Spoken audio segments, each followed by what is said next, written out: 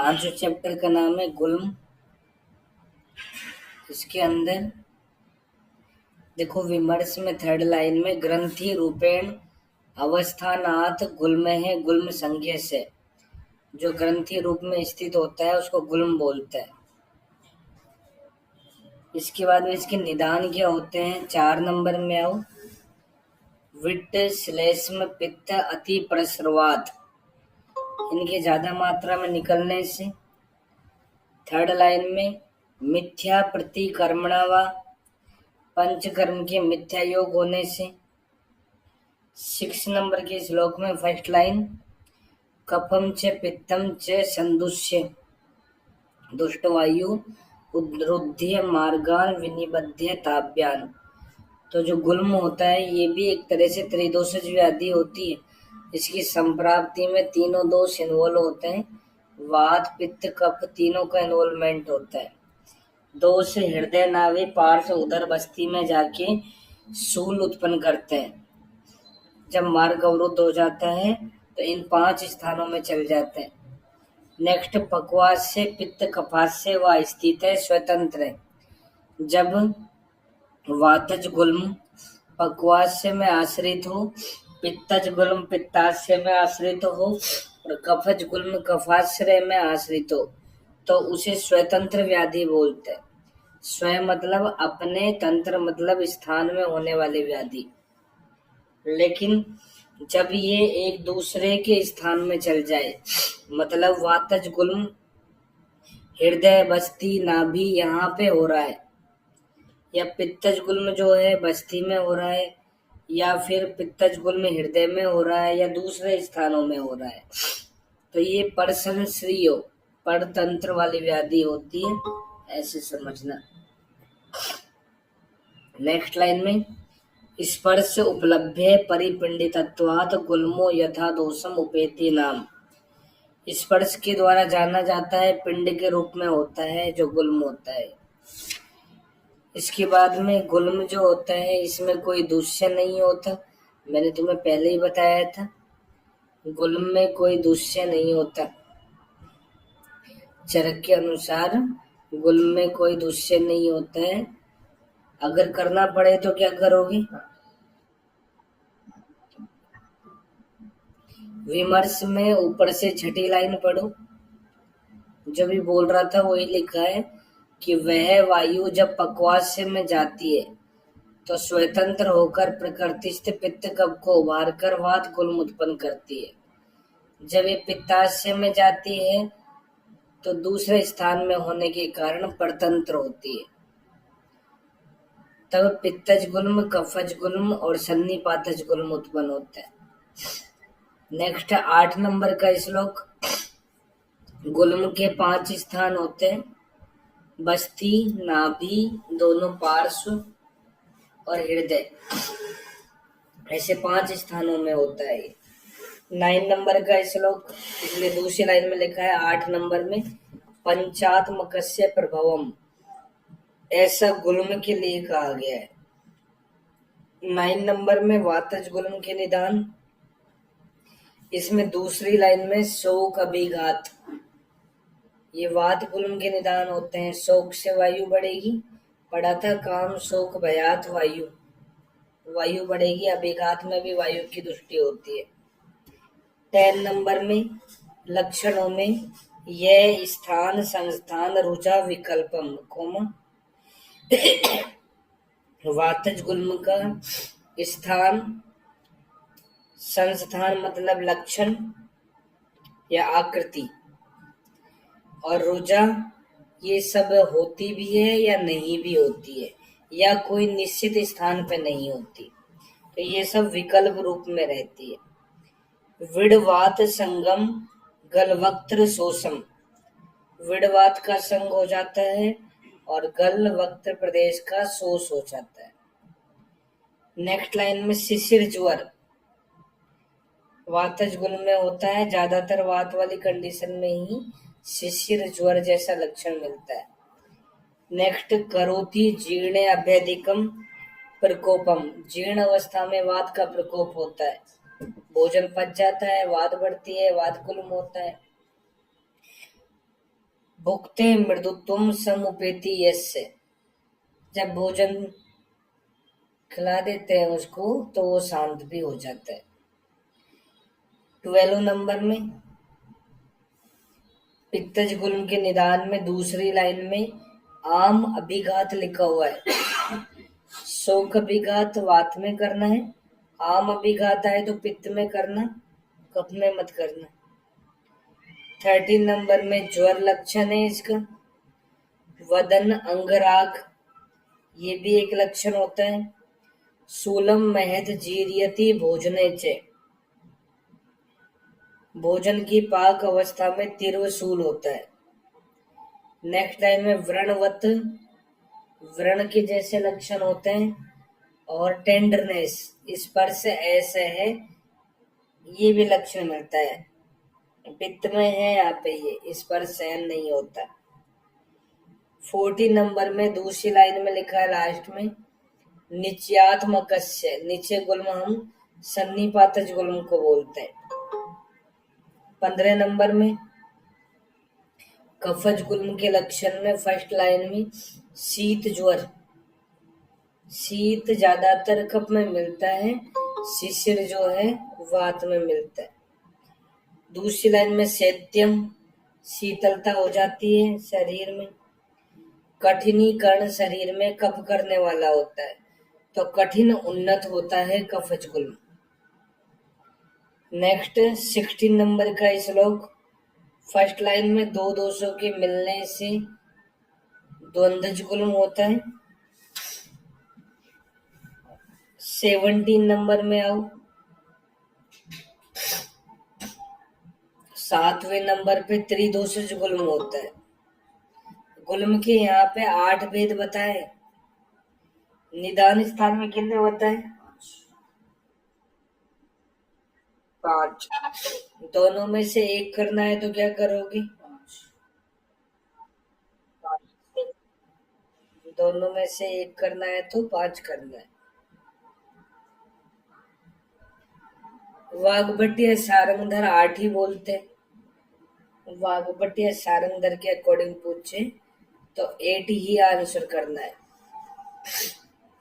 17 number में महारुझा दाहा अस्मवत घनोन्नत, रुझावात की वजह से होती है, दाहा पित्त की वजह से है, और अस्मवत पत्थर के समान हार्ड जो कठिन है वो कब की वजह से होता है। उन्नत होता है, उठा हुआ होता है। शीघ्र विदाही, ऐसे लक्षण जब मिले तो मन शरीर अग्नि बल इनका नाश हो जाता है, उसे त्रिदोषज गुल्म बोलते हैं या साध्य होता है, साध्यता में। 18 नंबर में रक्तज गुल्म, ये किस वजह से होता है? ऋतु अन आहारतिया, ऋतु काल में भोजन नहीं करने से। भयेन विरुक्षणई वेग विनिक्रय से, भय से, रुक्ष आहार विहार से, मलमूत्र के वेग को रोकने से।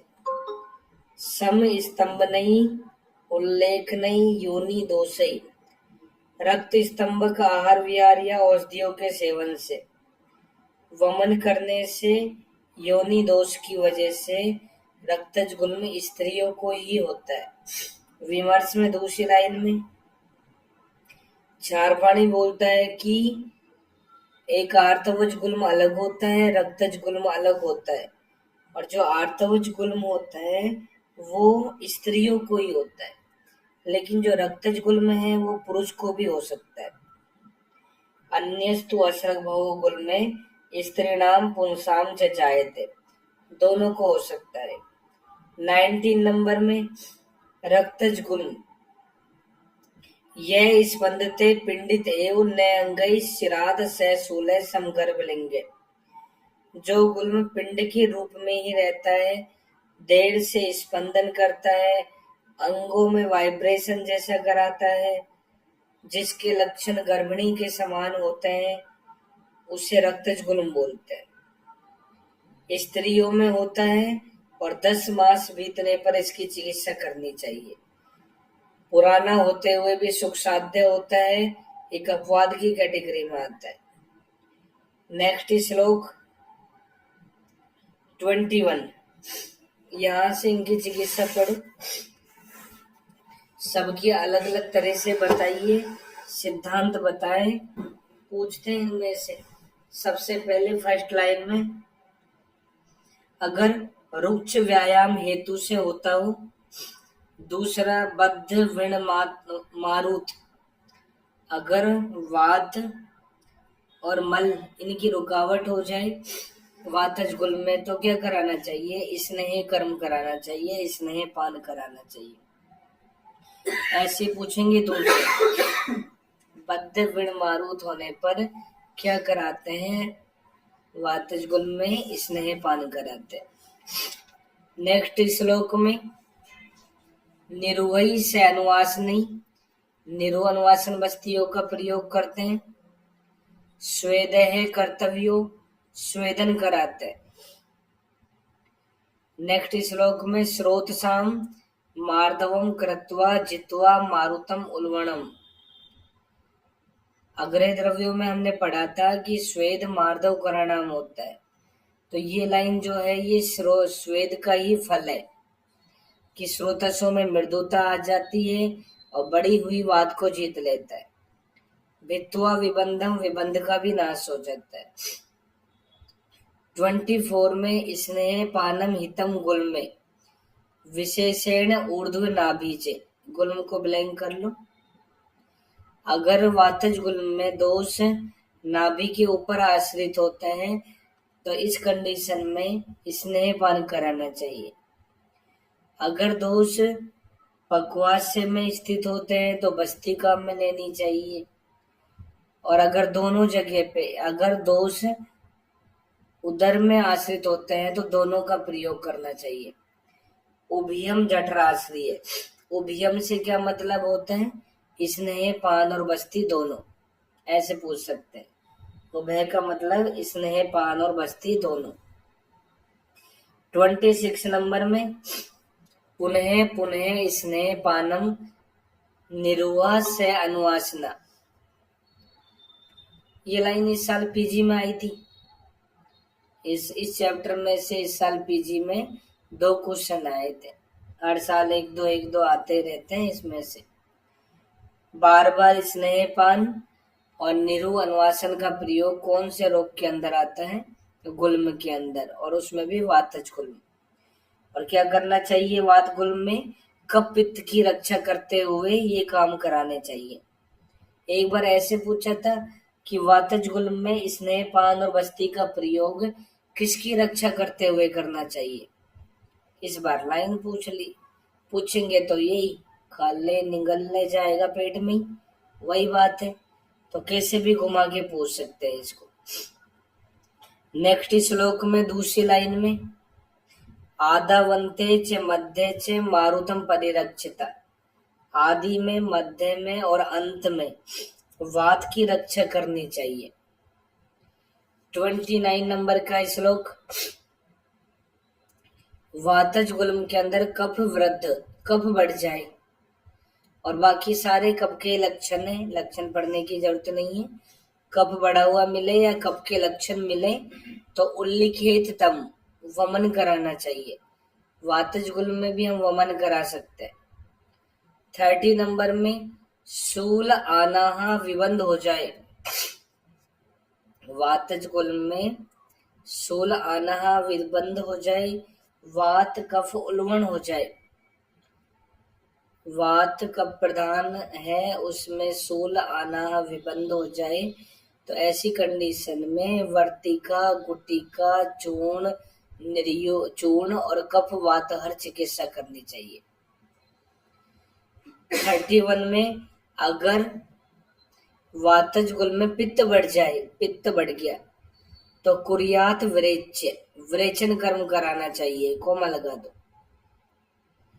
किससे कराओगे? स्नेही अनुलोमिक, अनुलोमिक स्नेहों द्वारा विरेचन कराना चाहिए। अनुलोमिक स्नेहों द्वारा विरेचन कराना चाहिए। 32 में गुल्मो यदि अनिल आदि नाम करते सम्यक विसर्जिते न प्रसाम्यति, कोमा लगा दो। रक्तस्य स्वावशेकात् प्रशाम्यति। यदि सही तरह से चिकित्सा करने के बाद भी वातज गुल्म शांत नहीं होता है तो रक्त मोक्षण कराना चाहिए। नेक्स्ट श्लोक में आओ, पित्तज गुल्म की चिकित्सा। अगर पित्तज गुल्म स्निग्ध उष्ण निदान से होता है तो स्रंसन कराना चाहिए। अगर रुक्ष उष्ण निदान से होता है तो सर्पी पान कराना चाहिए। स्निग्ध में आधा स लिखा हुआ है और स्रंसन में भी आधा स है, ऐसे याद कर लेना। स्निग्ध में आधा से, स्रंसन में आधा से, और रुक्ष उष्ण से हो रहा है तो सर्पी का प्रयोग करना चाहिए। नेक्स्ट 34 में आओ, पित्तम व पित्त गुल्मम व ज्ञात्वा पक्वास स्थितम। पित्त अथवा पित्तज गुल्म यदि पक्वास्य में स्थित हो जाए तो ऐसी कंडीशन में निर्हरित सद्य से तिक्त ही क्षीर बस्ती भी, शीघ्र ही तिक्त द्रव्यों को मिलाकर क्षीर बस्ती का प्रयोग करना चाहिए। मतलब तिक्त क्षीर बस्ती का प्रयोग करना चाहिए। और कहाँ पड़ी थी तिक्त क्षीर बस्ती? अस्थि प्रदोषज विकारों की चिकित्सा। 35 में अग्नि बल को ध्यान में रखते हुए तिलवक घृत से विरेचन करना चाहिए। व्रेचिएत सर्पिसा तिलवकेनवा। 36 में तृष्णा ज्वर परिदाह शूल स्वेद अग्नि मार्दव, अगर ऐसे लक्षण मिल जाए पित्तज गुल्म में तो रक्तम एवं अवसेचिएत, तो रक्त मोक्षण कराना चाहिए। 37 में छिन्न मूला विधयन्ते, रक्त मोक्षण करने से गुल्म का मूल छिन्न हो जाता है।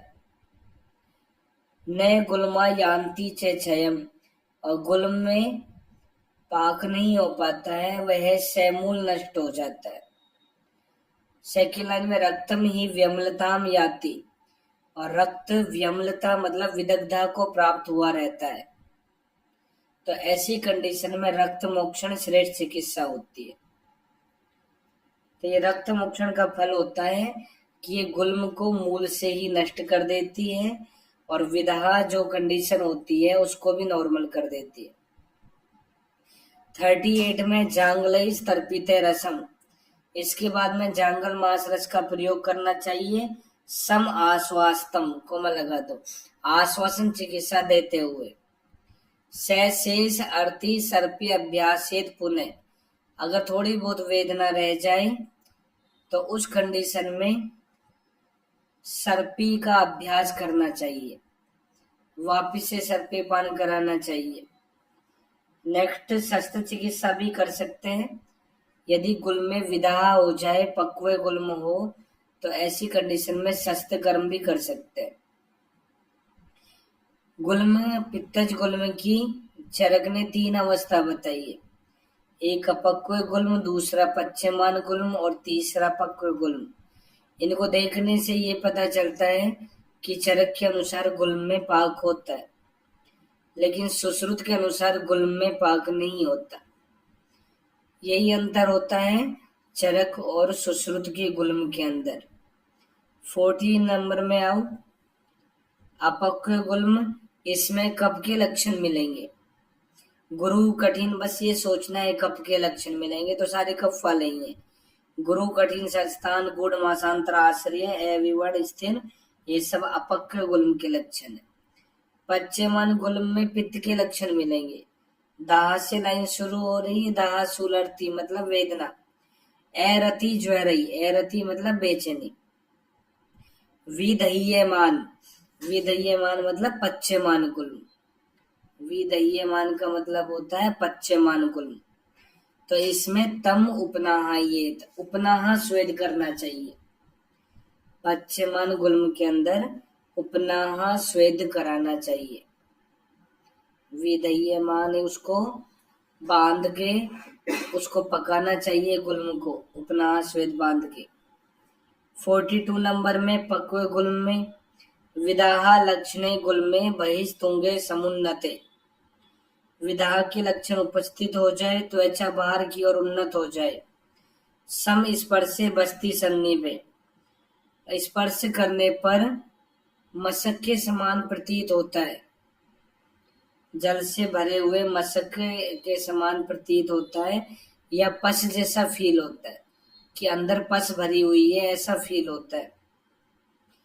दूसरी लाइन में निपीड़ितो न उन्मते, अंगुली से दबाने पे वहां पे गड्ढा बन जाता है और वापिस से शीघ्र उठ जाता है। नॉन फिटिंग एडिमा जैसी कंडीशन हो तो उसे समपक्व गुल्म या पक्व गुल्म समझना चाहिए।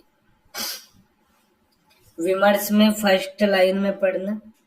चरक ने पित्तज गुल्म की आम, पच्यमान और पक्व ये 3 अवस्थाएं बताइए। सुश्रुत ने गुल्म का नहीं पकना बताया। आभ्यंतर आश्रित गुल्म और विदृधि का यही लक्षण आपस में अंतर क्रिएट करता है। इसके बाद में नेक्स्ट 44 नंबर में पक्व गुल्म में शस्त्रकर्म करते हैं, लिखा है व्यध शोधन रोपणे। पक्व वे पे खत्म हुआ, वैसे व्यध शोधन रोपणे। ये धान्वंतरीणाम अधिकार है, धान्वंतर संप्रदाय का अधिकार है, सुश्रुत का अधिकार है, सर्जरी वालों का अधिकार है, ऐसा कहता है। नेक्स्ट श्लोक में हृत करोड़ शून्यता अंतस्थे बहिस्ते पार्श्व निर्गति, ये भी पश्चिमन गुल्म का ही लक्षण है। जब दोष अंदर आश्रित होते हैं तो हृदय करोड़ में शोथ हो जाती है, करोड़ मतलब मध्य शरीर में, और जब बाहर आश्रित होते हैं तो पार्श्व में निकल जाता है शोथ। 46 में स्वयं प्रवर्तम तम दोषम उपेक्षित हितास नहीं, दशाहम द्वादशाहम वा। तो 10 दिन या 12 दिन तक उपेक्षा करनी चाहिए, दोष अपने आप ही निकलने देने चाहिए। इनकी 10 दिन या 12 दिन तक उपेक्षा करनी चाहिए। 47 नंबर में पानम सर्पी से विशोधनम, शोधन चिकित्सा के लिए भी सर्पी पान करा सकते हैं, और सेकेंड लाइन में समन चिकित्सा के लिए भी सर्पी का प्रयोग कर सकते हैं। शुद्ध से तिक्तम से छोत्रम, तिक्त द्रव्यों से सिद्ध घृत का प्रयोग करना चाहिए, मधु मिला के। सर्पी इष्यते, ये संसमन चिकित्सा है। पहली लाइन संशोधन चिकित्सा में है और दूसरी लाइन संसमन चिकित्सा में।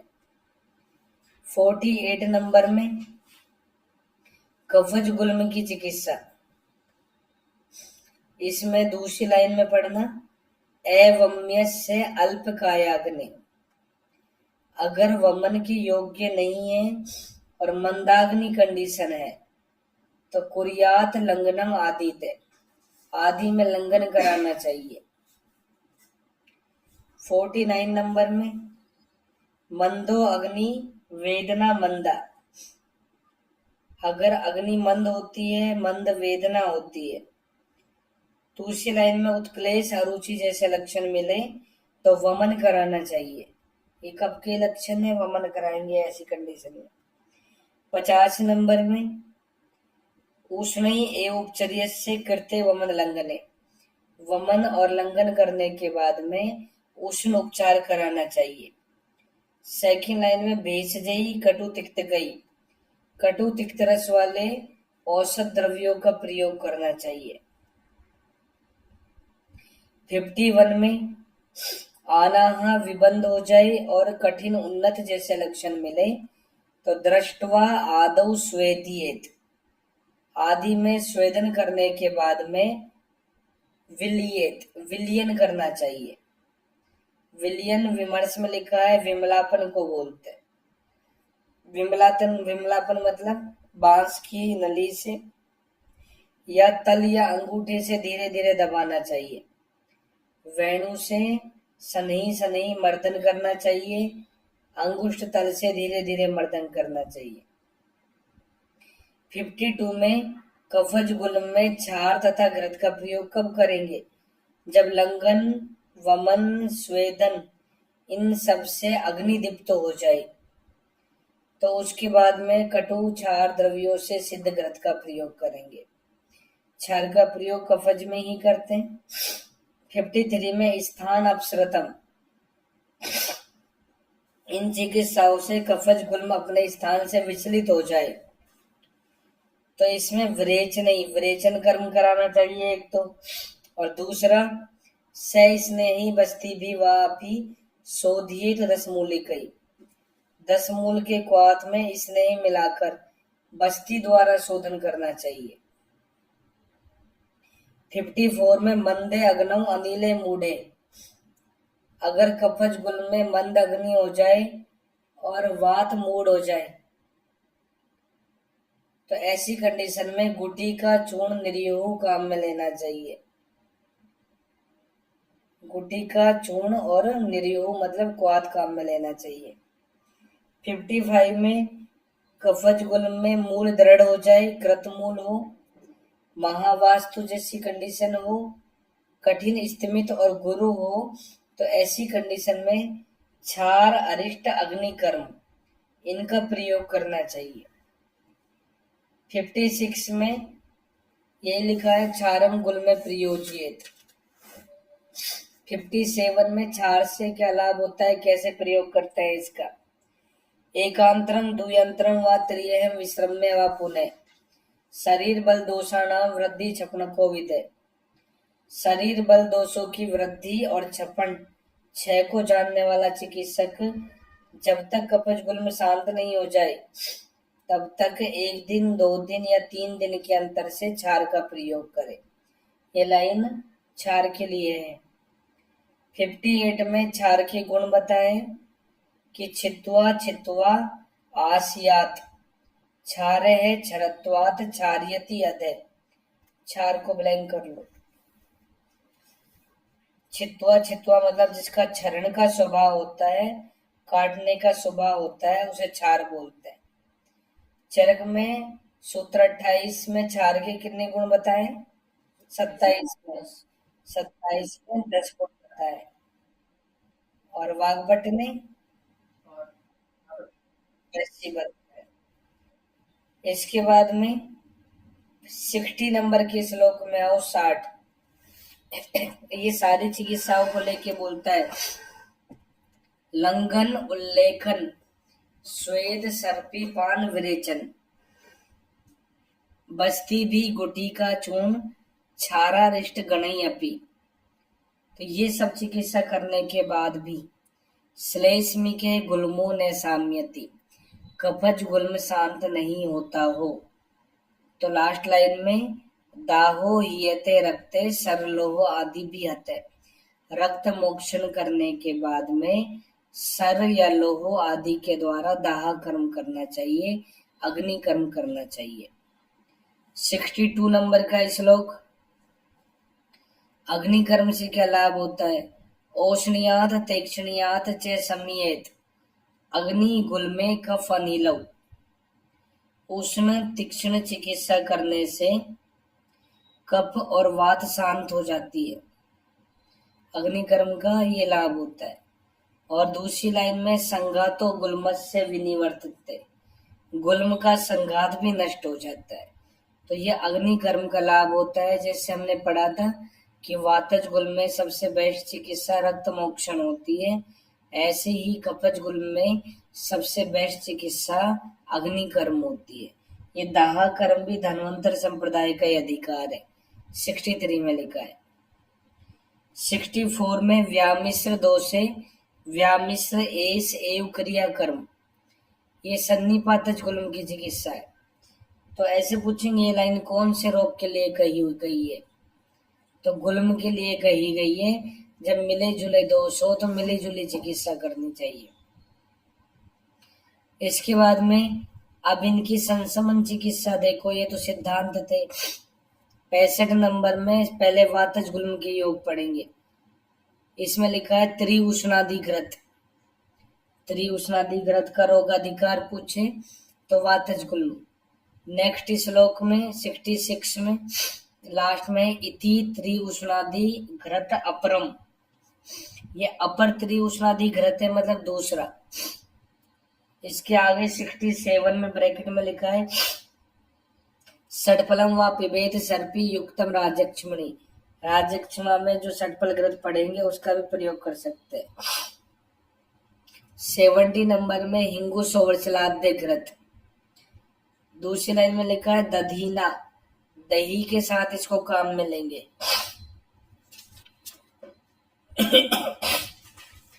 73 में हपुसाध्य ग्रंथ, इसका रोगाधिकार भी वातज गुल्मी है। नेक्स्ट 75 में पिप्पलियाद्य ग्रंथ, पिप्पलियादि ग्रंथ हमने ज्वर में पढ़ा था, ये पिप्पलियाद्य ग्रंथ है, ये वातज गुल्म में है। इसकी दूसरी लाइन पढ़ना, योनि शूलम श्रेय शूलम अर्शांसी विषम ज्वरम, इन सबको ठीक करने वाला होता है। 82 में हिंगवादी चूर्णिया गुटिका लिखा है। 82 में गुल में वात कफात मके, जब वात कफ की प्रधानता हो तो ऐसे वात कफज गुल में हम इसका प्रयोग कर सकते हैं। लास्ट लाइन में भावितम मातुलुंगस से, मातुलुंग की भावना देते हैं, बिजोरा नींबू के स्वरस की भावना देते हैं इसमें। 85 में मातुलुंग रसो हिंगु दाड़ीमम विड़ सेंधवे सुरा मंडेन पातव्यम वात गुल्म रुजापम, तो मातुलुंग स्वरस लेंगे, हिंगू दाड़िम विड़ सेंधव, इन सब का सुरामंड के साथ में प्रयोग करेंगे, इससे वातज गुल्म की रुजा का नाश हो जाता है। नेक्स्ट श्लोक में हेडिंग है सट्यादि चूर्ण, इसमें सेकंड लाइन में लिखा है लास्ट में चूर्णम कृत्वा प्रयोज्येत, एक तो चूर्ण बना लेंगे इन सभी द्रव्यों का। थर्ड लाइन में लिखा है कि रसेन मातुलुंगस्य मधु सुक्तेन व पुणे, मातुलुंग और मधु सुक्त की भावना देते हैं, इससे गुटिका भी बनाते हैं, भावितम गुटिका, तो ये सट्यादि गुटिका भी बोल सकते हैं इसको। तो इसका प्रमाण है कोल संहिता, कोल प्रमाण की गुटिका होती है ये सट्यादि गुटिका। सट्यादि चूर्ण कोल प्रमाण की गुटिका। हिंदी में देखो तीसरी लाइन में बिजोरा नींबू के स्वरस की 5 भावना देनी है और मधु सुक्त की 2 भावना देनी है इसमें। नेक्स्ट 91 नंबर का श्लोक नागरादि योग। नागरादि योग में नागर अर्धपल होती है, नागर अर्धपल है, द्वे पले लुंचितस्य च तिले, तिल जो है छिलका रहित तिल, कृष्ण तिल, ये 2 पल मात्रा में। एकम गुड़ पलम, और गुड़ 1 पल मात्रा में है, तीनों याद रखना है। नागर आधा पल, गुड़ 1 पल और कृष्ण तिल छिलका रहित 2 पल। क्षीरेण उष्णेन ना पिबेत, ना मतलब नर, मनुष्य को इसका प्रयोग उष्ण क्षीर के साथ करना है, अनुपान उष्ण क्षीर है। वात गुल्म उदावर्त योनि शूलम च नासियेत, इन सबको नष्ट करने वाला होता है। 92 में वातज गुल्म में एरण तेल का प्रयोग, इसके अंदर देखना पिबेत एरणजम तेलम वारुणी मंड विमिश्रितम, सेकंड लाइन में लिखा है श्लेष मणि अनुबले पूर्वम, मतलब जब कफ का अनुबंध होता है तो पहले वाली लाइन जो अभी पढ़ रहे हैं वारुणी मंड मिला के काम में लेना है। अगर वात के साथ कफ का अनुबंध हो जाए तो एरंड तेल का प्रयोग वारुणी मंड के साथ में करेंगे। तद एव तेलम पैसा, दूध के साथ प्रयोग कब करेंगे, लास्ट में लिखा है पित्त अनुगे परम, जब पित्त का अनुबंध हो जाए तो दूध के साथ करना है। पित्त का अनुबंध होने पर दूध के साथ एरण तेल का प्रयोग करेंगे, और वात का अनुबंध, वात का नहीं कफ का अनुबंध हो जाए तो वारुणी मंड के साथ काम में लेंगे। 95 में लहसुन क्षीर, लहसुन से चतुष्पलम, लहसुन 4 पल मात्रा में होता है। दूसरी लाइन में वात गुल्मम उदावर्तम गृदर्शिम विषम ज्वरम, वात गुल्म उदावर्त गृदर्शी विषम ज्वर सबका नाश हो जाता है। 96 में तेल पंचक, ये भी इस साल क्वेश्चन पूछा था पीजी में कि तेल पंचक का रोगाधिकार क्या है, वातज गुल्म। इसमें 5 द्रव्य हैं, कौन कौन से? तेलम प्रसन्ना गोमूत्रम आर नालम यवाग्रजम। तेल वात को ही शांत करने वाला होता है और इसका प्रयोग वातज गुल्म में ही बताया है। एक लाइन लिखो यहाँ पे, तेले तकरे गवाम मूत्रे, तेले तकरे गवाम मूत्रे आर नाले कुलथ चे। तेले तकरे गवाम मूत्रे आर नाले कुलथ चे। एरो लगा के लिखो, धातुओं का सामान्य शोधन। रस रत्न समुच्चय में पढ़ेंगे हम रस शास्त्र में। धातुओं का सामान्य शोधन करने के लिए धातुओं को इन 5 द्रव्यों में बुझाते हैं। 7 बार बुझाएंगे 5 द्रव्यों में एक धातु को। तो यहाँ अंतर क्या है? गवाम मूत्र सेम है, बस प्रसन्ना की जगह पे तो तक्कर आ गया और यवाग्रजम के स्थान पे कुलथ आ गया। 97 में शिलाजतु का प्रयोग कैसे करेंगे, वातज गुल्म में बताया, एक साथ लिखाया था। जब शिलाजतु प्रयोग पढ़ा था वहां हमने लिखा था कि वातज गुल्म में शिलाजतु का प्रयोग करेंगे। लघु पंचमूल के क्वाथ में यवचार मिला के, लघु पंचमूल के क्वाथ में यवचार मिला के शिलाजतु का प्रयोग करेंगे वातज गुल्म के अंदर। नेक्स्ट 99 में लिखा है नाड़ी प्रस्तर संकर, इन स्वेदन का प्रयोग करेंगे। 100 नंबर में बस्ती कर्म परम विद्यात गुल्मग्नम तदिहि वारुतम, वातज गुल्म की श्रेष्ठ चिकित्सा बस्ती कर्म होती है। सद्यो गुल्मम अपोहति, शीघ्र ही गुल्म नष्ट हो जाता है इससे। 108 में नीली न्याद्य ग्रंथ, इसमें लिखा है घृत, इसकी मात्रा पल प्रमाण में होती है। नीली न्याद्य घृत की मात्रा पल प्रमाण में, पलम दध्यात। यवागु मंड मिश्रितम, यवागु के मंड के साथ में देना है इसको। अब नीला पीला देख के पित्त में मत कर देना इसको। नीली न्याद्य घृत का रोगाधिकार वातज गुल्मी है। नेक्स्ट श्लोक 112 112। मंदे अग्नौ वर्धते गुल्मो, अग्नि के मंद होने पर गुल्म बढ़ता है। दीप्ते च अग्नौ प्रशाम्यति, अग्नि दीप्त होने पर ये शांत हो जाता है। तो अग्नि के साथ इसका संबंध होता है। तस्मात न अति सोहित्यम कुर्यात न अति विलंघनम, इसलिए इसमें ज्यादा भोजन भी नहीं करना चाहिए और ज्यादा लंघन भी नहीं करना चाहिए। नेक्स्ट 114 नंबर का श्लोक, पित्तज गुल्म की चिकित्सा। आत्तैकम बुद्ध्वा, पित्तज गुल्म को आत्तैक समझ के ट्रीट करना चाहिए। नेक्स्ट त्रायमाणाद्य घृत, इससे पहले रोहिणी आद्य घृत, इनका रोगाधिकार पित्तज गुल्मी है। 122 में आम्ल खाद्य घृत, अगर गलती से त्रायमाणाद्य घृत लिख रहा हो हेडिंग में तो आम्ल खाद्य घृत कर लेना 122 में। 125 में द्राक्षाद्य घृत, 126 में वासा घृत। हमने रक्त पित्त में भी पढ़ा था, गुल्म के अंदर भी है। यहाँ क्या चेंज बताया फर्स्ट लाइन में, पचेत अष्ट गुणे जले शेषे अष्ट भागे, 8 गुना जल में पाक करना है, 8 भागी शेष रखना है। दूसरी लाइन में घृतम शीतम स छोद्रम, छोद्र मिला के इसका प्रयोग करना है। रक्त पित्त ज्वर श्वास काश हृदय रोग नाशनम, इन सबको नष्ट करने वाला होता है। रक्त पित्त ज्वर श्वास काश हृदय रोग सभी का नाश कर देता है वासा घृत। लिख लो, वासा रक्त पित्त का नाम बताया था तुम्हें।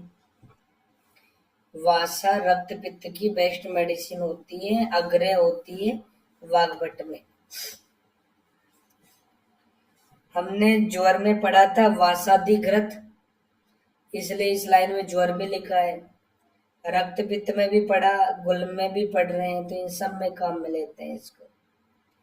विमर्श में देखो दूसरी लाइन में, जो हमने रक्त पित्त में पढ़ा था उसमें 4 गुना जल लेके बनाना चाहिए, और यहाँ पे 8 गुना।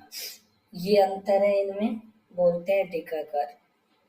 चौथे चैप्टर में जो वासग्रत है उसमें 4 गुना कर देना, 5वें में जो है उसमें 8 गुना करना।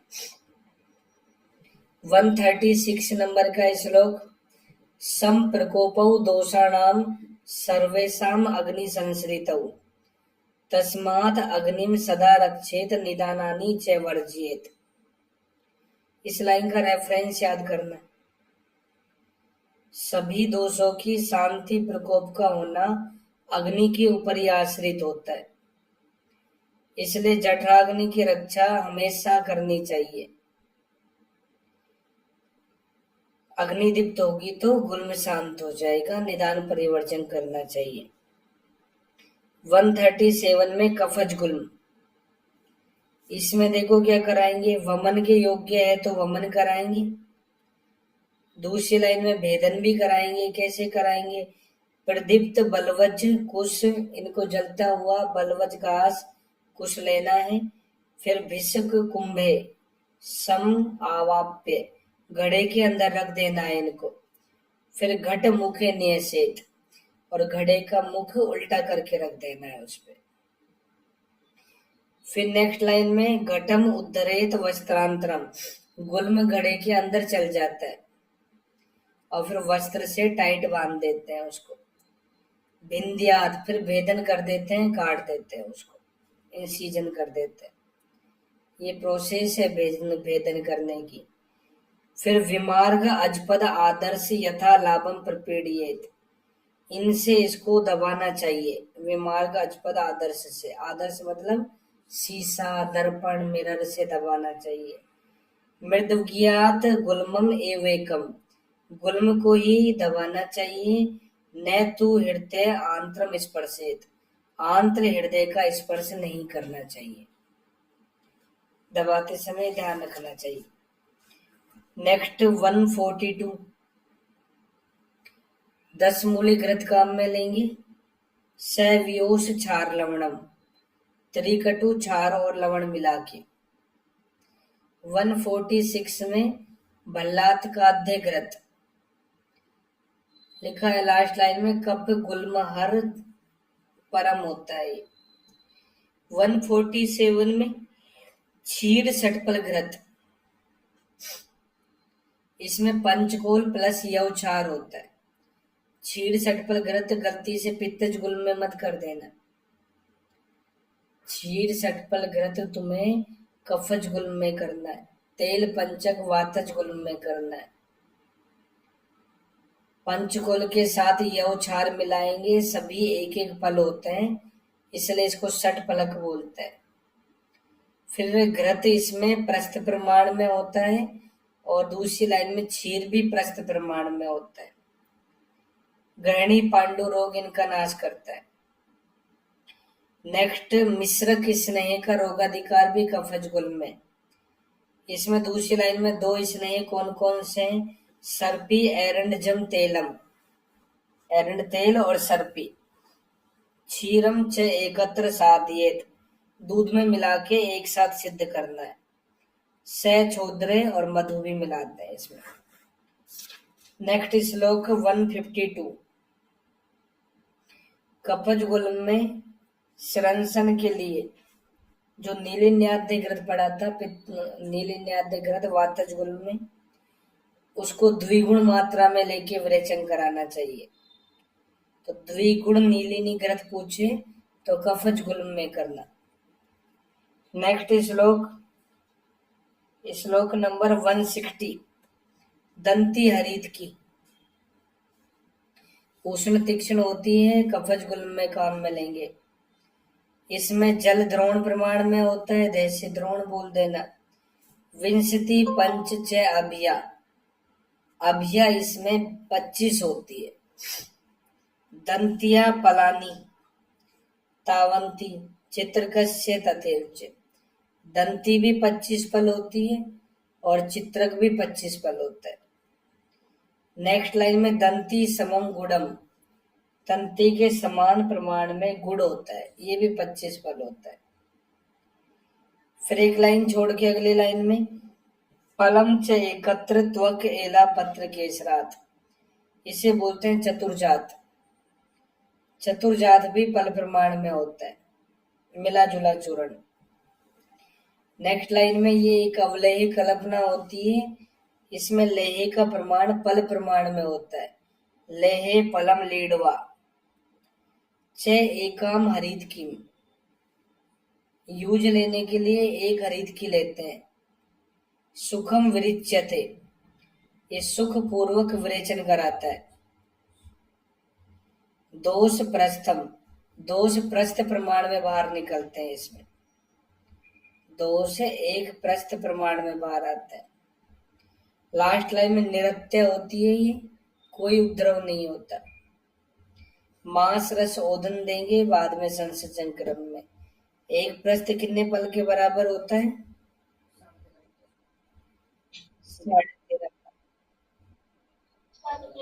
13.5 पल। विमर्श में देखो लास्ट थर्ड लाइन में लिखा ये प्रस्थ से यहाँ 13.5 पल का प्रस्थ समझना चाहिए। वमन में, विरेचन में, शोणित मोक्षण में बताया था कि एक पल जो है 13.5 प्रस्थ जो है 13.5 पल के बराबर होता है। नेक्स्ट श्लोक 169, असाध्य गुल्म के लक्षण। महावास्तु परिग्रह, महावास्तु परिग्रह मतलब ज्यादा फैल जाए, ये और किसका लक्षण था? कक्षपिका प्रमेय पीड़िका का। कृत मूल है सिरा नद्धो यदा कूर्म एव उन्नत, अगर गुल्म का मूल दृढ़ हो जाए, सिराएं उभरी हुई नजर आए उसमें, और कूर्म के समान उन्नत हो जाए, तो ऐसे गुल्म को असाध्य समझना चाहिए। दूसरी लाइन में लिखा नैसे सिद्ध्यति, ऐसा गुल्म साध्य नहीं होता। लास्ट लाइन में हृत नाभि हस्त पादेशु शोभे करसती गुल्मिनम, ये असाध्य गुल्म के लक्षण होते हैं। नेक्स्ट 172 नंबर का श्लोक, रक्तज गुल्म की चिकित्सा। गर्भकाल व्यतिक्रमे मतलब 10 मास के बाद में स्निग्ध स्विन्न शरीराय दध्यात स्नेह विरेचनम, स्नेहन स्वेदन के बाद में स्नेह विरेचन कराना चाहिए। 173 में लिखा हेडिंग में पलाश सार का प्रयोग। पलाश सार द्वे पात्रे मतलब 2 आढ़क प्रमाण में लेना चाहिए। इससे गुल्म शैथिल्य जननी, गुल्म में शिथिलता आ जाती है। 174 नंबर का श्लोक, इसमें लिखा है रक्त गुल्म में योनि विशोधन। पहले तो पलाश सार से भेदन करेंगे, प्रविद्येत, प्रविद्येत मतलब भेदन करेंगे। उसके बाद योनि विशोधन करेंगे, कैसे? क्षारेण युक्तम पलल, पलल का मतलब हिंदी में देखो मांस या तिलकल्क होता है चक्रपाणी के अनुसार। पलल का मतलब मांस या तिलकल्क होता है। इस पलल का प्रयोग या तो यौछार के साथ करेंगे या स्नुही चीर के साथ में करेंगे, सुधा चीर के साथ में। इससे योनि विशोधन हो जाता है। सेकंड लाइन में आभ्याम व भाविता नाम दध्यात योनौ कटुक मत्स्यान, कटु मछलियां जो होती है वो सिद्ध करनी है इन दोनों से, यवचार से और सुधा चीर से, फिर उनको योनि में धारण कराना है। नेक्स्ट वराह मत्स्य पित्ताभ्याम लक्तकान व सुभावितान, वराह और मछली के पित्त से भावित वस्त्र को योनि में धारण कराना है, ये भी ध्यान में रखना है। तो यहाँ कटु मछलियों का प्रयोग कर रहे हैं। हमने कुड्डे कीटक मछली कहाँ पढ़ी थी? स्वनिकरम में पढ़ी थी। 176 में अधोहरई से ऊर्ध्वहरई भावितान व सैमाक्षिकई।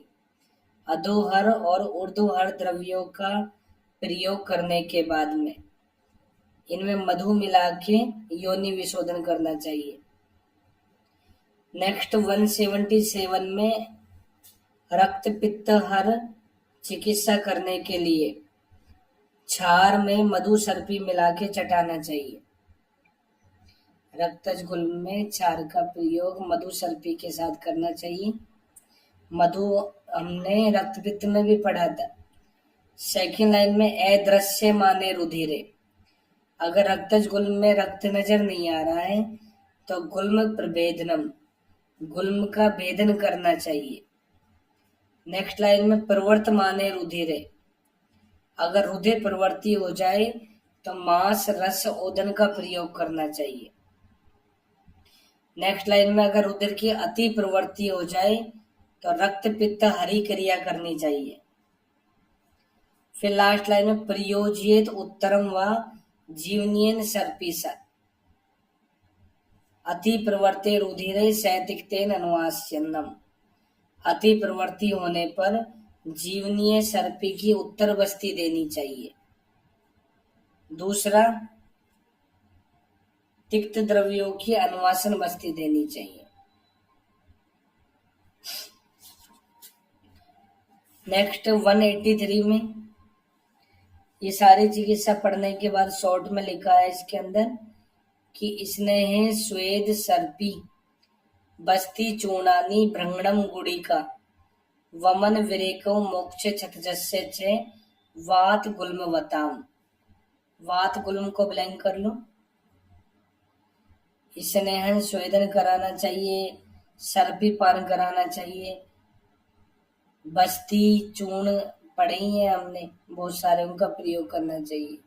भ्रंगण गुटिका ये तो हमने वाजीकरण में पढ़ी थी, लेकिन यहाँ पे भी हमने हिंगवादी चूर्ण गुटिका सत्यादि चूर्ण गुटिका ये पढ़ी थी, तो इनका प्रयोग करते हैं। तो ये लाइन भ्रंगण गुटिका से पहचान लेना कि गुटिका हमने वातज गुल्म में ही पढ़ी है। दूसरी लाइन देखने में लग रही है कि ये पित्तज की होनी चाहिए, लेकिन ये भी वातज में ही करनी है। वमन विरेचन और रक्त मोक्षण अलग अलग कंडीशन ध्यान में रखते हुए हमने पढ़ा था। 185 में पित्तज गुल्म में क्या क्या पढ़ा था? सर्पी सैतिक्त सिद्धम क्षीरम प्रसरंसनम निर्वास्य। इस लाइन को सरंसन से पहचान लेना। सरंसन हमने पित्तज में पढ़ा था, इसने तो उष्ण निदान होता है तब। रक्त से अवसेचनम आश्वासन संसमन योगा। तो रक्त मोक्षण आश्वासन संसमन योग का प्रयोग करना चाहिए। आश्वासन चिकित्सा पित्तज में करते हैं या आते ही गुल्म होता है, इमरजेंसी मैनेजमेंट करते हैं इसमें। नेक्स्ट लाइन में उपनाहनम सशस्त्रम पक्वस्य आभ्यंतर प्रभिन्नस्य। तो शस्त्र कर्म कराते हैं पित्तज गुल्म के अंदर। पढ़ाई है हमने व्यध शोधन रोपणी, वेदन कराएंगे। पश्चिमान अवस्था में उपनाह स्वेद का प्रयोग भी करते हैं पित्तज गुल्म के अंदर, तो पहचान लेना इस लाइन को भी। संशोधन संसमन में तुम्हें सर्पी का प्रयोग बताया था कि पित्तज में संसमन में तिक्त द्रव्यों से सिद्ध सर्पी का प्रयोग करेंगे, शोधन में भी सर्पी का प्रयोग करेंगे। 186 में स्नेह स्वेद भेदन लंघन उल्लेखन विरेचन ये सारी चिकित्सा करेंगे, इसको भेदन से पहचानना है।